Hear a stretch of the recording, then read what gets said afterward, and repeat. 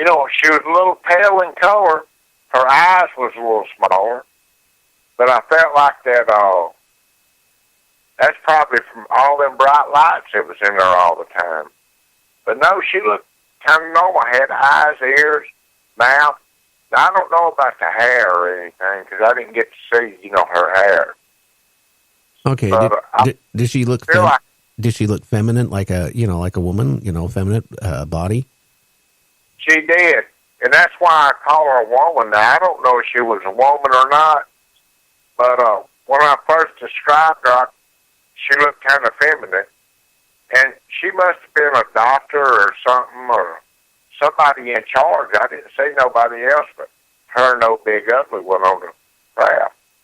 Now, a question I have: did you feel like this entities, what they were, did they feel like they were evil, like they were here, prodding humans to experiment on, or do you feel like they were here for trying to save mankind? What type of feeling, thinking back, what do you think they were, the whole purpose? I mean, to abduct somebody without their permission, number one, I don't feel they're, here as a warm, fuzzy creature trying to help mankind. I just want to know what your feeling was.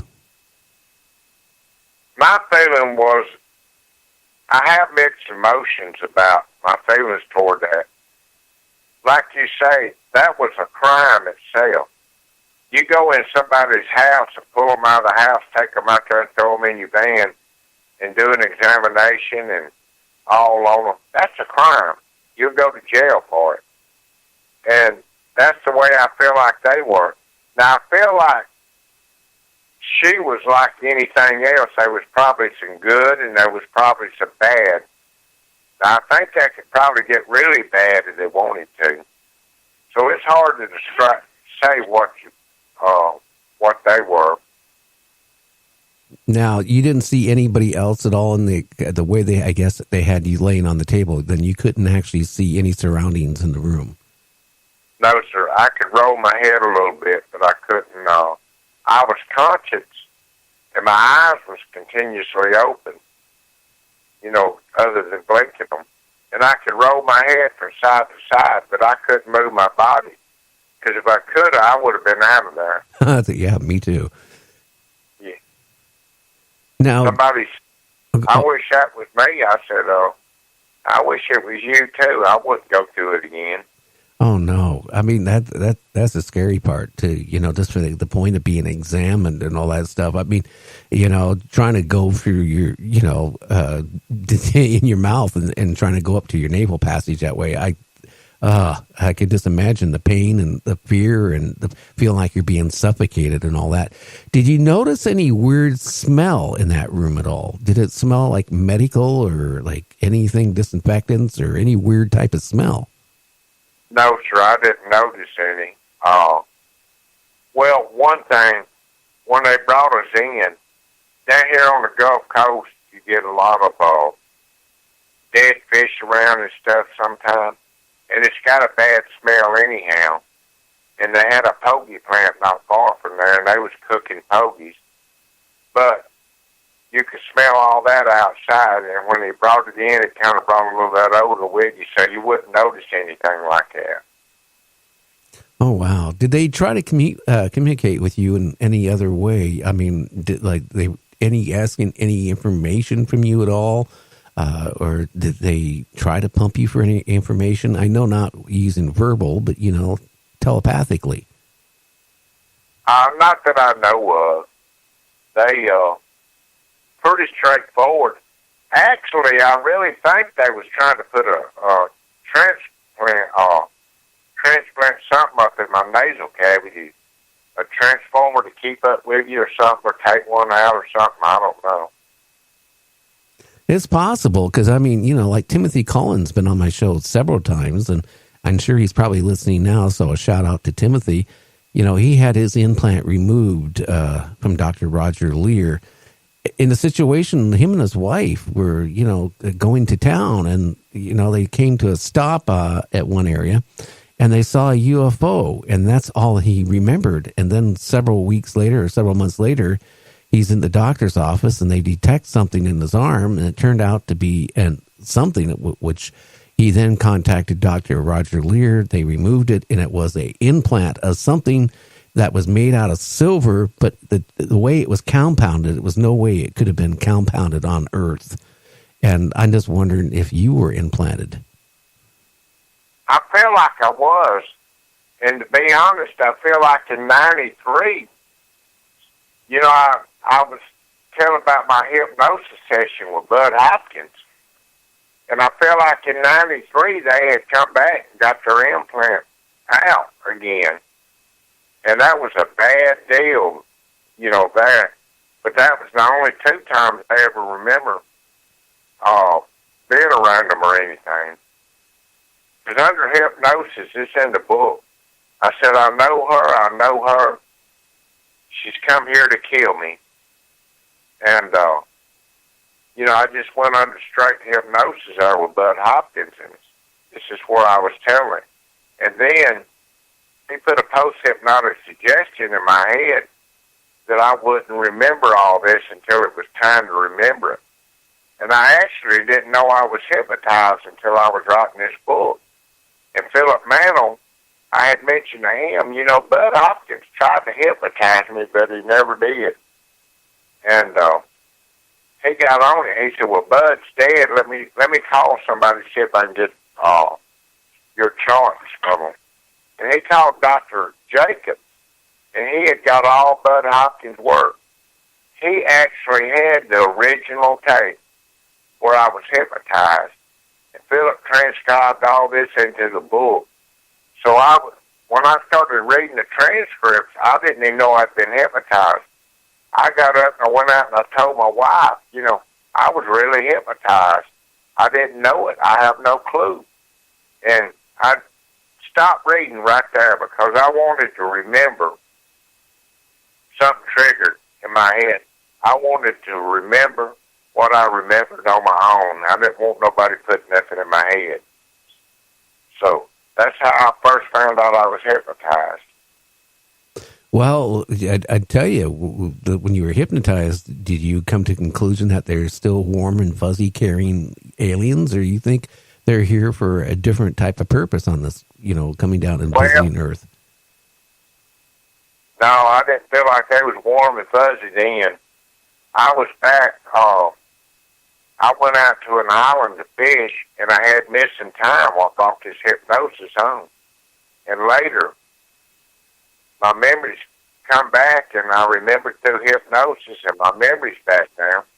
But I actually got into a physical confrontation. She was trying to remove this same thing she put into my nasal cavity out, and the pain got bad when it did. Apparently, they didn't have me tranquilized like they did the first time. And I was a little older, and I was thinking to myself, you know, they might do this, but I'm fixing to grab her around the neck and take her with me. And that was my intentions. I'd grab her and beat her head against the wall, and she started bleeding black blood. And I could see evil everywhere, you know, because, well, I felt like she'd kill me, and then I was coming back when they got through beating on me in there. Oh. So I think one way I felt like she might have been compassionate because I was a threat to her. And another way I felt like I died on that ship. And they probably somehow brought me back and thrown me off again. But my intention was to grab her around the neck and jump out the window. When they found me, they was going to find her in my arms. That missing time you had when you were out on that boat, wasn't that quite a few hours, though? I mean, a massive amount of hours that you disappeared? It was. And I had told my wife I'll be back before dark. But about 11 o'clock, I sat down waiting on the tide change so I could fish.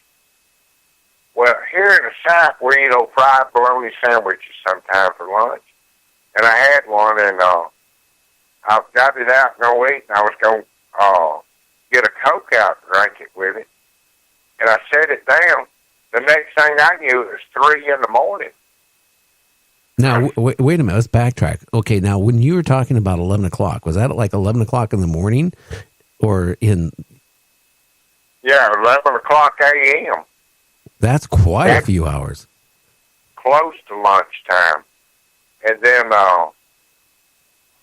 it was probably 3 in the morning. Now, I didn't have a watch, but I noticed it's about a 30-minute run from the island to where my truck was parked. And as soon as I come to, I shagged out to my truck to get on the boat trailer. And it took about 30 minutes, or probably a little better. But it was around 3 o'clock, what I estimated. Oh, wow. So, long time. And during that whole time, you just totally lost. That you couldn't account for any of it. No. And what's so funny about it, when I got home the next morning,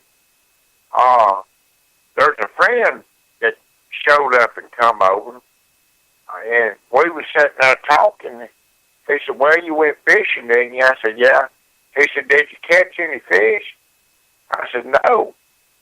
And he walked over to the cooler where the boat was. He was going to help me set it out, so I cleaned the boat up. And actually, I didn't think anything was in it but a little bit of ice. And it was full of fish. Oh, wow. So I must have had a good time fishing and didn't realize it. That and they expunged your memory of the whole, time frame. Yeah. And that's exactly what happened until I got hypnotized.